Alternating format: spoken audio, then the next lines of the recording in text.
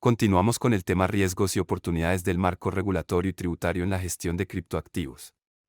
Alejandro Beltrán es administrador de empresas de la Universidad del Rosario, especialista en finanzas de la Universidad de los Andes y magíster en nuevas tecnologías de la Universidad de Salamanca. Experiencia de 17 años, 10 de ellos dedicados a la estructuración de inversiones en el mercado de valores y banca. Cofundador y country manager de Buda.com en Colombia, una plataforma que opera mercados de criptomonedas en 4 países de Latinoamérica. Profesor de varias universidades en nuevas tecnologías e información financiera, consultor externo para el sector público y financiero. Alejandro, bienvenido. Alejandro, bienvenido. Muchísimas gracias. Te estoy conociendo, pero en la antesala me compartiste algunas cosas que pueden ser interesantes para la audiencia, porque pues igual veo además que todo lo que has hecho tienes una cercanía con la filosofía y con las ciencias sociales en general, y me parece interesante, además nosotros somos financieros, como con otro ejercicio profesional y académico, puedas orientarnos e introducir esta conversación desde esa perspectiva holística que te decía yo que compartíamos después de la información en ciencia política. Entonces, Alejandro, bienvenido, y ya entramos en materia en unos minutos. Hola, pues muchas gracias a Beatriz Villa y al equipo de Ciclo de Riesgo por invitarme. Yo vengo del sector financiero, principalmente del mercado de capitales. Mi labor era estructurar portafolios de inversión para la banca individual y corporativa, y era una estructuración de portafolios en activos tradicionales, las acciones, deuda pública, inversiones internacionales, ETFs, productos financieros que también de cara al alcance de una persona eran bastante complicados. Y de hecho, gracias a la complejidad de la estructuración de esos portafolios, se han desatado las crisis financieras más grandes que hemos visto en nuestra historia, siendo la más reciente la crisis de Lehman Brothers o la crisis subprime en 2008.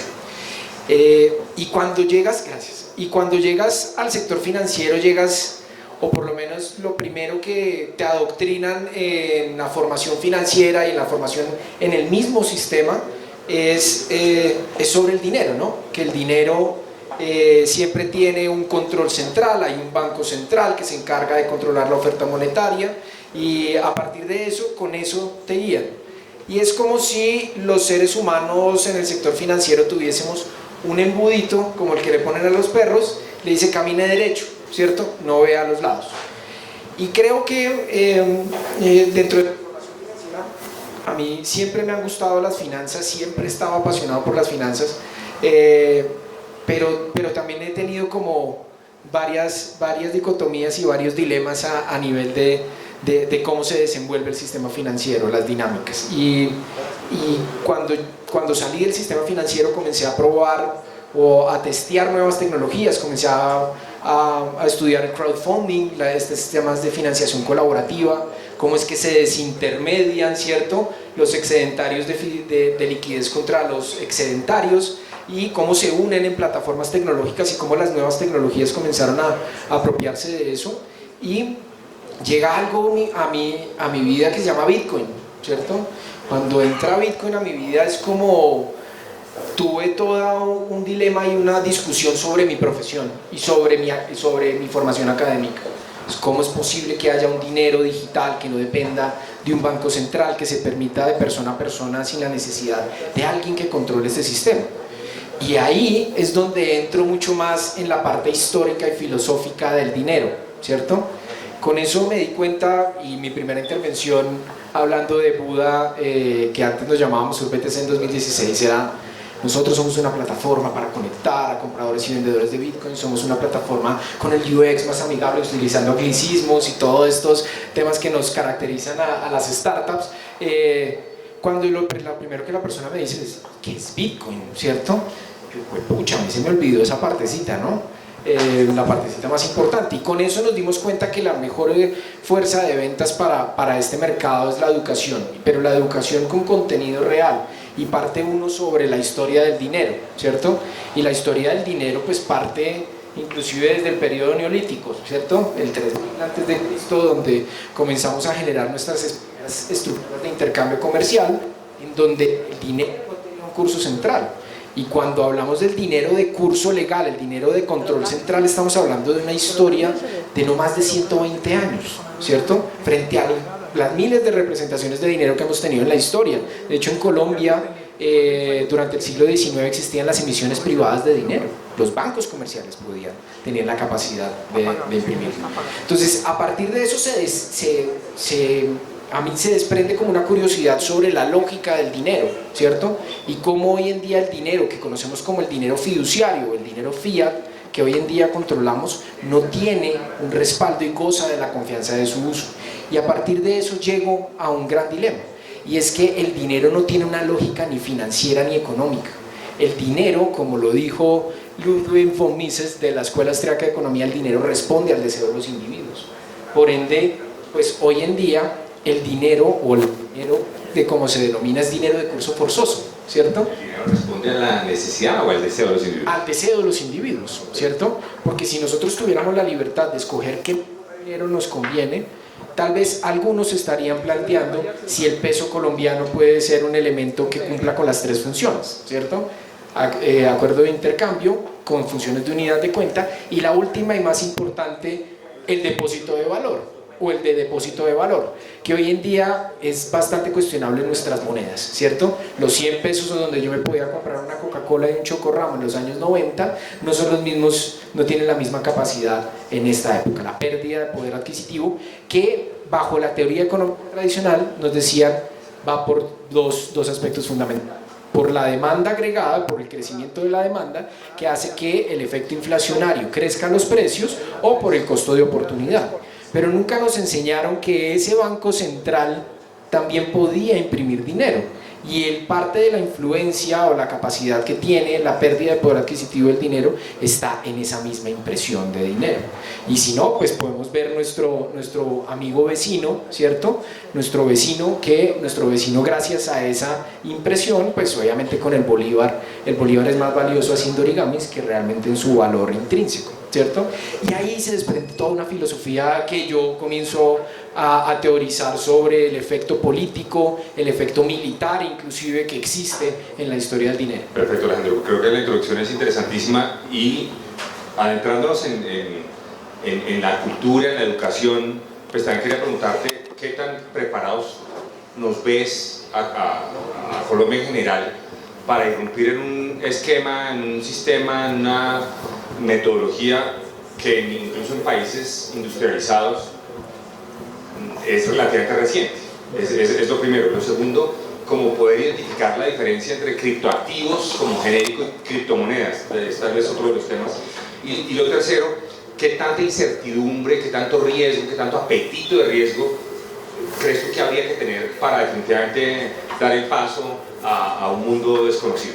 Como en esos tres aspectos seguimos la conversación. Bueno, creo que nosotros seguimos interactuando en un mundo desconocido llamado Internet. Si yo les pregunto a ustedes qué es SMTP, ¿alguien me podría responder qué es SMTP?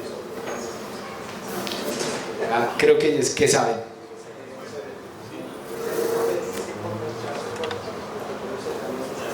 Exactamente. Ese protocolo es el protocolo que nos permite intercambiar información a través de lo que hoy tenemos, creo que todos, que es el correo electrónico, ¿cierto? Eric Schmidt decía que Internet es lo primero que la humanidad no entiende. Es el gran experimento en anarquía que hemos tenido. Y lo que estamos haciendo con la tecnología es usarla sin saber cómo funciona, y que tal vez no nos interesa cómo funciona. Lo importante es saber que funciona en este sentido. Y por ende, aquí hay un aspecto fundamental que creo que en las economías latinoamericanas ha existido, y es la visión adultocéntrica que tenemos de la educación financiera, ¿cierto? La educación financiera la dejamos en la educación superior o en las especializaciones, ¿cierto? Pero en la educación básica e intermedia nunca tenemos, al igual que pasa con las ciencias naturales o las ciencias sociales, las ciencias económicas hacen parte del día a día. Tim Harford decía, la economía versa sobre la vida misma. Si la economía versa sobre la vida misma, las finanzas y el dinero también deberían ser parte de la propuesta educativa de una nación o de un país. Por ende, la educación financiera va a ser muy importante. La otra es la alfabetización digital. La alfabetización digital es la responsabilidad del uso de la tecnología, ¿cierto? Y eso pues es un compromiso no solo del privado como iniciativa, que obviamente tenemos una responsabilidad muy importante, sino del lado del público, ¿cierto? Del lado de las carteras de gobierno, cómo fortalecen esas competencias, pero de cara al conocimiento profundo. Y con respecto a este tema de, oiga, ¿cómo nos creemos tan ajenos en este proceso? Lo que ocurre con Bitcoin y las criptomonedas es que las criptomonedas tienen unas funcionalidades. Tenemos el segmento de lo que se denominan monedas virtuales o activos virtuales, que están las criptomonedas, que son inicialmente, como lo define el GAFI, ¿cierto? Sirve para pagos, transferencias e inversiones, ¿cierto? Esta forma de dinero que permite transferir de un punto A a un punto B sin la necesidad de un intermediario, y todo a través de una tecnología de código abierto y auditable. Están los otros criptoactivos, que son formas de valor representativas en cualquier tipo de industria. La que más se conoce, la más popular, es el arte digital, ¿cierto? El arte digital, con este famoso concepto de los NFTs o tokens no fungibles, lo que ha permitido es que los valores digitales a través de imágenes permitan que la tecnología certifique la autenticidad y propiedad de ese activo, porque la criptografía, que es el arte o la técnica de descifrar y cifrar un mensaje, ha permitido que un valor digital sea único e irrepetible. Y en la industria del arte cobra mucho más sentido, porque cuando yo compro arte, yo compro unicidad, yo compro singularidad. Y eso, desde cara a la tecnología, pues ha cobrado un valor muy grande. Y ha cobrado un valor muy grande que tal vez, yo no sé si he visto personas más contemporáneas a mí que personas jóvenes, ¿cierto? Pero hoy en día, cada uno de nosotros estamos más en un ambiente virtual que en un ambiente presencial. Hoy en día los seres humanos estamos 18 horas al día conectados. Es como si estuviéramos con una Matrix en donde estamos simulando todo un ambiente, y ahí es donde está todo este concepto de Web3, ¿no? Que se crean naciones, que se crean de todo tipo de representaciones, y los criptoactivos son valores que están atados a otro tipo de industrias, a otro tipo de usos, ¿cierto? El valor de uso versus el valor de cambio lo pone el mercado, ¿sí?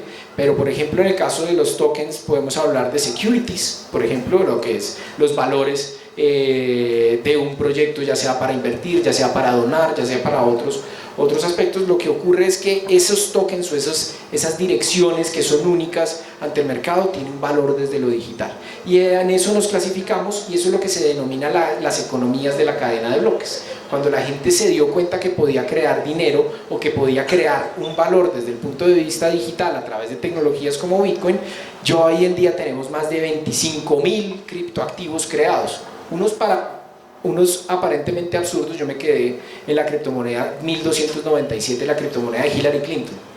No tengo ni idea para qué me sirve la criptomoneda de Hillary Clinton.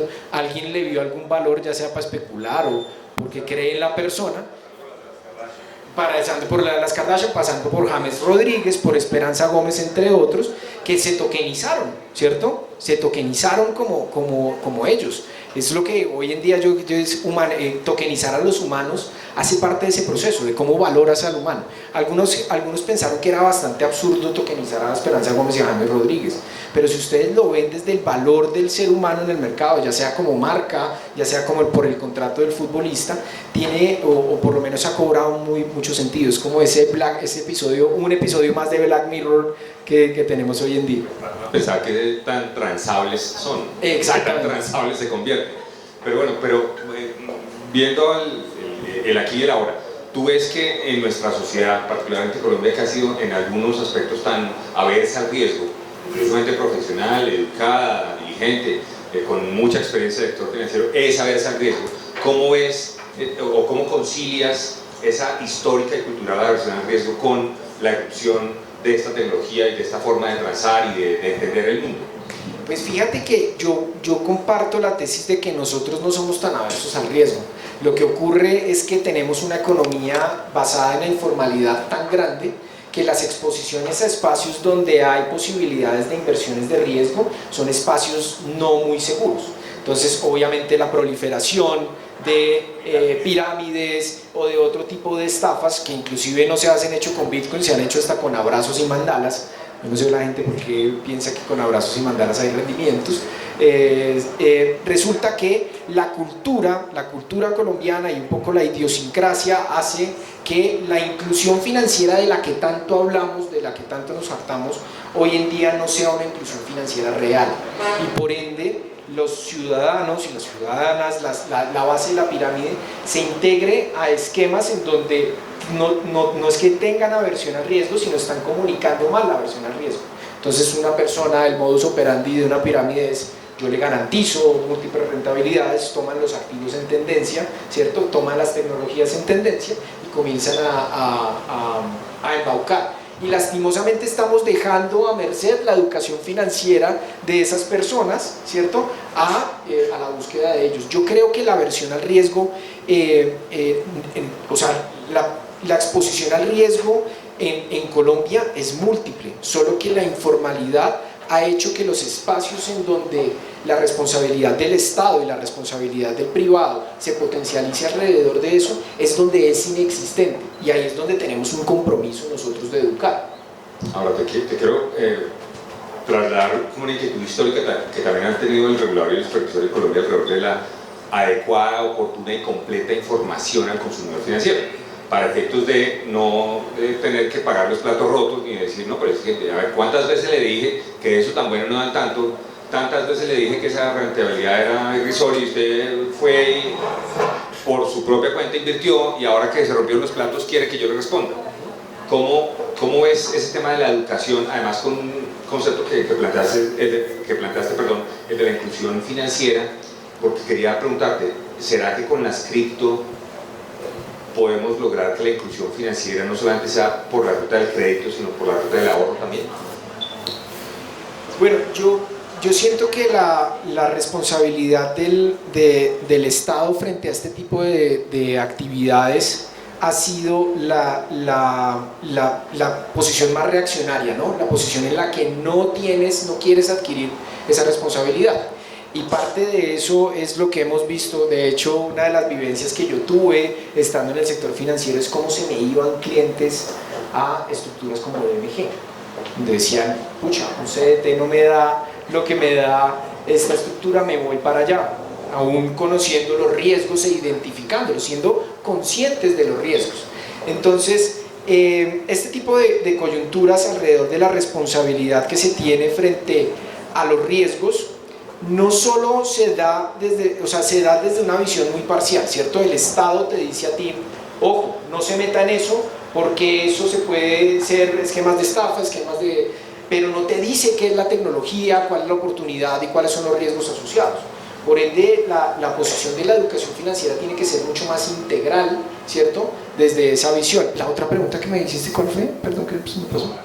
Alrededor de lo que significaba la posibilidad de inclusión financiera, no por la ruta tradicional que hemos explotado mucho, que es la del crédito y la del microcrédito, sino la del ahorro, que esa no la hemos explotado. La del microahorro es otra cara de la moneda de la inclusión, pero pues de la que nadie habla. ¿Crees que con cripto se pueda también complementar o profundizar esa perspectiva de inclusión financiera? No por la ruta del crédito, sino por la ruta del ahorro / inversión. Yo creo que Bitcoin lo que abre es la posibilidad de escalar, de conectarnos globalmente. Cuando pensamos en una economía local, tal vez uno piensa en que las billeteras digitales como Nequi o DaviPlata han traído inclusión financiera porque traen un producto digital que puede de alguna forma generar transacciones. Pero cuando lo vemos desde la estructura global, ¿cierto? Vemos un sistema completamente arcaico. Vemos a un sistema SWIFT, por ejemplo, que el sistema SWIFT hoy en día tecnológicamente usa archivos XML y TXT para compensar sus operaciones. Es como si hoy en día nosotros utilizáramos libros contables o Exceles para compartir y compensar la operación. Hoy en día mandamos gente al espacio, hay inteligencia artificial, los carros se conducen solos y no tenemos una transferencia inmediata entre personas alrededor del mundo, algo que es muy curioso, ¿cierto? Y que obviamente hay algunas justificaciones al respecto, pero hoy en día hay tecnologías de código abierto y de libre y perfecto flujo de información que pueden permitir hacerlo. Y uno que otro callo que se pisa por no hacerlo. Y uno que otro callo que se pisa por no hacerlo. Exactamente. ahí es donde el interés particular, es donde hay una discusión frente a eso. Pero lo que trae es una conexión global. Trae una conexión en donde, por ejemplo, el pequeño agricultor que tiene una carga de intermediación muy grande pueda desintermediar a través de un medio de pago que es tan fácil como usar un correo electrónico, ¿cierto? Hoy en día, y uno de los ejemplos muy bonitos que tenemos hoy es una empresa que se llama Ethic Hub en España, que lo que hace es promover el café latinoamericano, de Centroamérica y Colombia, y lo que hace es que los pequeños agricultores puedan acceder, ya la oferta exportable y el proceso logístico está completamente estándar, y lo que hace es que este medio de pago le permita hacer llegar directamente el pago sin tantos intermediarios. Entonces la oferta exportable a través de Bitcoin puede ser una oferta exportable muy fuerte. El mercado de remesas también.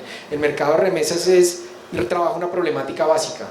3 a 5 días se puede demorar tu dinero, te cobran hasta el 15% de comisiones, si bien no es la persona que más envía recursos, es la persona que más asume los costos, y pues obviamente en la era digital pues esto es algo que es inconcebible en ese proceso. Es base de la pirámide, ¿no? Y generalmente es base de la pirámide, y estamos hablando de una problemática de 5 millones de migrantes colombianos que envían dinero a sus casas. Imaginémonos el caso latinoamericano.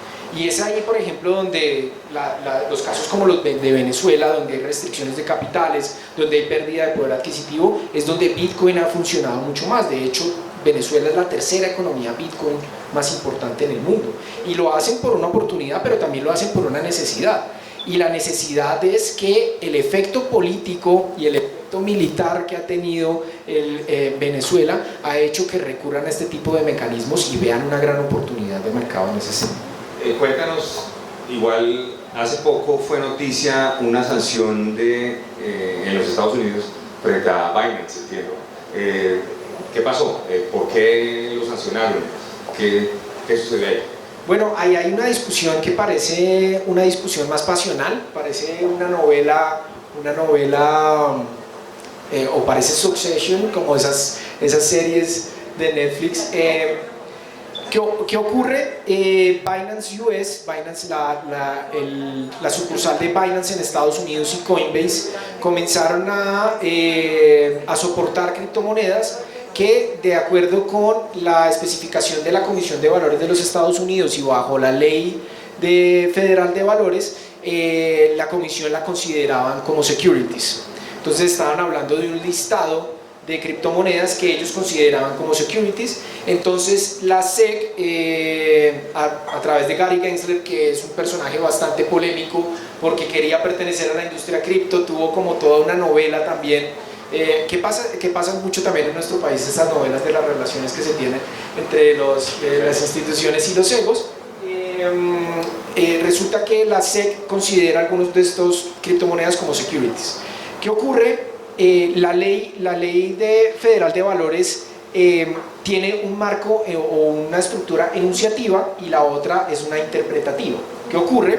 Tiene una ley enunciativa en donde establece una lista de lo que son valores en los Estados Unidos. Entonces, las acciones, las titularizaciones, la deuda pública, entre otros activos e instrumentos financieros. Y hay otra bajo el Howey Test que dice, mire, nosotros acá podemos interpretar que eso puede ser un valor registrado. Es decir, arman un tema muy amplio que no existe en nuestro país. La ley 964 es clara en lo que son los valores, ¿cierto? Entonces ahí se comienza a generar una discusión en cuáles son las implicaciones sobre este proceso. Si bien la SEC puede tomar una posición interpretativa, resulta que también tiene un componente político de cara a la estructura de los exchanges, y esto también ocurre en un momento clave de la tensión geopolítica que ha habido entre China y los Estados Unidos. Entonces China y los Estados Unidos comienzan sus tensiones comerciales, sus tensiones tecnológicas, ahorita ya hay tensiones monetarias, ¿cierto? Comienza a haber como toda una estructura en donde hay guerra monetaria, ¿no? El yuan digital, que es un proyecto desde 2014 que se comienza a extender, se extiende primero a los BRICS, ¿no? Este bloque económico muy fuerte, y comienza a haber esta guerra monetaria en donde cripto y principalmente Bitcoin comienza a ser parte de ese eje. Y se los digo con un ejemplo básico. Cuando se declaró la guerra entre Ucrania y Rusia, ¿qué pasó?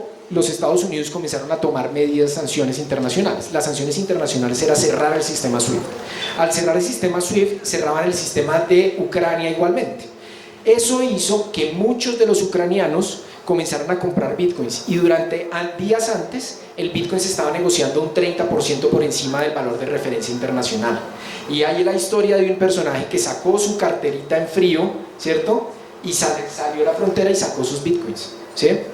Eso hizo parte de todo este eje de discusión política. Los chinos, que tenían prohibido en 2021 las criptomonedas por sus excesos de deuda inmobiliaria, para no crear esa nueva burbuja inmobiliaria, restringieron cripto y ahora nuevamente lo vuelven a abrir. Entonces, Bitcoin hoy en día, en esa discusión de la Comisión de Valores, tiene un componente mucho más político que estructural en este momento, y se dice, obviamente, muchas de las empresas están migrando de los Estados Unidos por la falta de claridad jurídica. Pero es que justamente me parece interesante para enlazar en relación, obviamente, con lo que significa la globalización hoy, de que eso, aunque suene tan lejano, es mucho más cercano de lo que pensamos, y además cómo transmitir confianza a un mercado en el que pueden existir estas noticias, se generan inquietudes de que eso será riesgoso, de que tal vez son rentabilidades impresionantes, más bien me refugio el flight to quality. O sea, cómo vencer esa resistencia o cómo generar confianza y transmitir confianza de que este puede ser un mercado alternativo, pero no por eso riesgoso o demasiado riesgoso, excediendo el apetito de riesgo que siente un ciudadano común y corriente. Yo creo que tenemos dos componentes principales, y el primero es un poco como surgió Internet, ¿cierto? Internet en los años 90 era impensable que nosotros usáramos un correo electrónico, ¿cierto? Porque confiábamos más en esa empresa que me permitía transferir ese papelito para transferir esa información. Hoy es indiscutible que es una herramienta que se transforma, que ha transformado vidas y que ha transformado la conexión y la interacción social. Lo que ocurre con Bitcoin es que estamos como en ese 1997 donde todavía no tenemos esa adopción, y gran parte de los retos que tenemos en esta industria es que, así como ustedes no supieron qué es SMTP, pues también acorde con el dinero tampoco piensen mucho en esa convertibilidad de Bitcoin, en la complejidad que tiene Bitcoin, ¿cierto? Porque obviamente hacer la convertibilidad, oiga, cuando yo voy a pasar, entonces tengo que calcular que 100.000 pesos son 100.000, 185 satoshis, no, es muy complicado, ¿cierto? Hoy en día tenemos en nuestro ADN más el dólar, ¿no? El dólar está a 4.500, pero esto es una evolución alrededor de la incidencia y alrededor de la cotidianidad. No tenemos que pensar en Bitcoin necesariamente para usarlo como tal, ¿cierto? De hecho, hay mucha gente que usa las remesas y que no sabe que por debajo está haciendo operaciones con cripto, ¿cierto? Pero que ya hoy en día la comunidad que ya tiene consciente todo y que está consciente del uso de estas tecnologías es la que más está aprovechando. Lo mismo la comunidad tecnológica en Internet es la que más aprovecha. Por ende, hoy en día, si ustedes ven, y el ejemplo más claro es Wall Street, el Dow Jones y el Standard & Poor's en los años 90 y a comienzos del 2000, la ponderación de mercado era de empresas industriales, ¿cierto?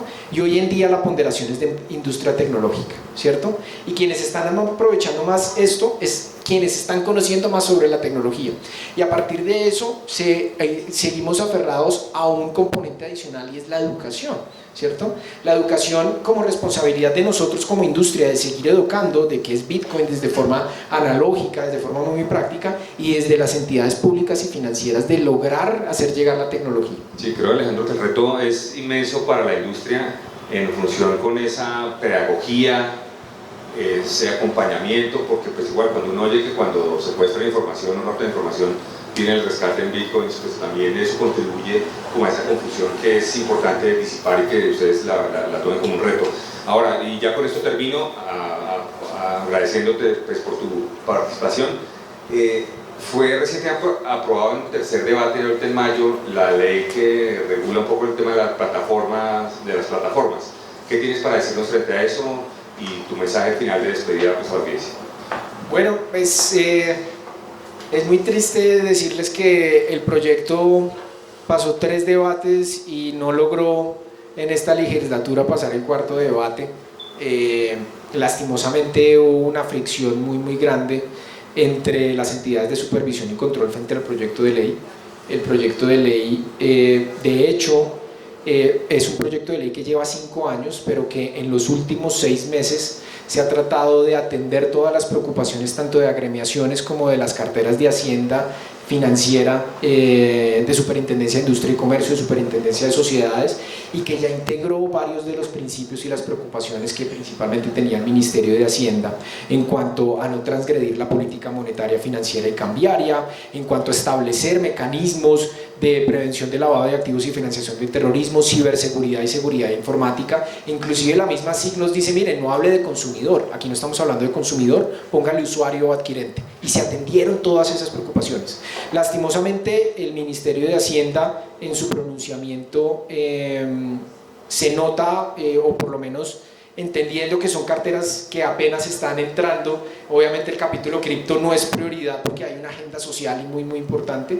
Creo que pecaron en la desarticulación que tienen ambas instituciones, la Superintendencia Financiera y el Ministerio de Hacienda, ya que el Ministerio de Hacienda tiene una posición en que las criptomonedas deberían ser integrados dentro de la actividad financiera, mientras la Superintendencia no. Y eso hizo que lastimosamente no hubiese una respuesta propositiva por parte de las entidades, sino más bien responsiva. Simplemente respondamos lo que no queremos, que esperamos que de cara a esta próxima legislatura se cree una mesa de trabajo. El mismo ponente del proyecto solicitó y exigió a las diferentes entidades que se articulen entre industria, agremiaciones y entidades de control, una mesa de trabajo para poder crear un proyecto de ley de cara al 20 de julio que sea concertado, que ya realmente ya estaba, creo que concertado, pero ellos dicen concertado realmente como la bendición, pues le echamos la bendición al proyecto de ley, y lastimosamente no pudo pasar, y todavía seguimos en esa ambigüedad jurídica, ¿cierto? En esa ambigüedad que no le da claridad a las entidades financieras frente a la relación que pueden tener con algunas plataformas, entre otros, y bueno, ahí seguimos todavía pues en la incidencia, en la lucha de poder regularlos. Creo que somos la única economía en el mundo en el que la industria pide regulación. Es paradójico porque pues la tecnología no debería, o por lo menos desde la visión un poco más libertaria, no debería tener regulación, pero somos la única economía que exige y no nos da la oportunidad. Pues Alejandro, como en muchas otras cosas, la regulación vendrá después de los acontecimientos, y te agradecemos pues el habernos permitido en esta tarde compartir con todos ustedes un tema que es irreversible, que es de actualidad y que indudablemente tiene que ver con la gestión de riesgos. Muchísimas gracias, Alejandro. Ustedes, mil gracias. Disfrutando el resto de la agenda.